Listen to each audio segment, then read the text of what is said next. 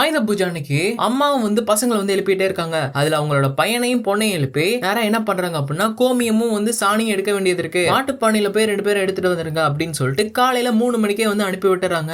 அவங்களும் வந்து தூங்கியும் தூங்காமையும் அப்படியே ஒரு மாதிரி நின்று அதெல்லாம் எடுத்துட்டு வந்துட்டே இருக்காங்க. அப்ப இந்த பையனும் வந்து நேரா சாணி எடுத்துட்டு வந்துட்டு அவங்க அம்மாட்ட கொடுக்கும்போது அவங்க அம்மா இதை பார்த்துட்டு சொல்றாங்க, சரி ஓகே நீ போய் பொறி வாங்கிட்டு வா அப்படின்னு. இவனா காலங்காத்தால அங்கேயும் இங்கேயும் போக சொல்றாங்களே அப்படின்னு சொல்லிட்டு நேரா போய் கடையில பொறி கேட்டா 150 ரூபாய் அப்படின்னு சொல்றாங்க. இதுல வந்து இவன் டென்ஷன் ஆயிடுறான். அதனால வந்து கொஞ்சம் விலையை கம்மி பண்ணுங்க அப்படின்னு சொல்லும்போது அவர் வந்து சொல்றாரு 150 ரூபாய்க்கு தான் இருக்கு, வாங்குறதா இருந்தா வாங்காட்டி போயிட்டாரு அப்படின்னு வந்து சொல்றாரு. உடனே இவனுக்கு என்ன பண்றதுன்னு தெரியல. அப்ப பக்கத்துல பாத்தீங்க அப்படின்னா இன்னொருத்தர் வந்து பொறி வித்துட்டு இருக்காரு. நான் போய் அவர்கிட்ட வாங்கிக்கிறேன் அப்படின்னு சொல்லிட்டு இவரை திட்டிட்டு நேரா அவர்கிட்ட போய் பொறி வந்து கேக்குறான். அவர் பாத்தீங்க அப்படின்னா 600 ரூபாய் தான் அப்படின்னு சொல்றாரு. 600 ரூபாய்க்கு போய் எவனாவது பொறி வாங்க வேணாம் அப்படின்னு சொல்லிட்டு அங்கேயும் வந்து சண்டையை போட்டு பொறி எல்லாத்தையும் வந்து தூக்கி கீழே போட்டு மறுபடியும் இதே கடைக்கு போய் பொரிய கேக்குறான். அப்ப அவர் சொல்றாரு முன்னாடியே வாங்கியிருந்தா 150 ரூபாய், இப்ப திட்டிட்டு போனல அதுக்கு பதிலா வந்து 350 ரூபாய் தா அப்படின்னு வந்து கேக்குறாரு. இவனும் என்ன பண்றது அப்படின்னு சொல்லிட்டு யோசிச்சுட்டே இருக்கான். பார்த்தா 350 ரூபான்னு சொல்லிட்டு 360 ரூபாய், இப்படியே 360 370 400 410 அப்படின்னு சொல்லிட்டு போயிட்டே இருக்காரு. கரெக்டா இவனும் காசு எடுத்து வச்சிடறான். 500 ரூபாய்க்கு பொரியும் கொடுத்து அனுப்பிடுறாரு.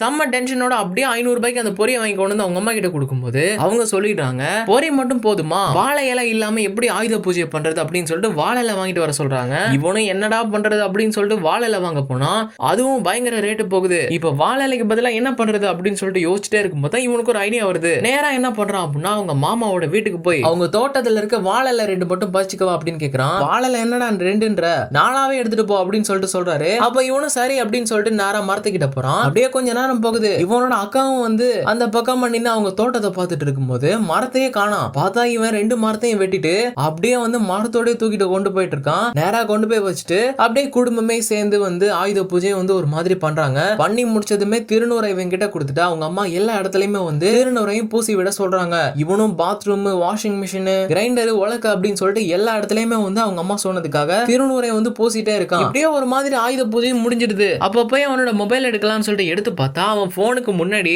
அவங்க அம்மா வந்து அப்படியே வந்து பட்டைய போட்டு வச்சிருக்காங்க. என்னம்மா இது அப்படின்னு சொல்லிட்டு அவங்க அம்மாட்ட கேட்டுட்டு இருக்கும்போது அவன் தங்கச்சி சொல்றா நேரா டிவியை போடுறா அப்படின்னு. பார்த்தா டிவிலேயே ஒரு மிகப்பெரிய பட்டையை போட்டு வச்சிருக்காங்க. அவனும் அவங்க அம்மா ஒரு மாதிரி பாக்குறான். அப்படியே இந்த காமெடியான ஷார்ட் பிலிமே வந்து முடிக்கிறாங்க.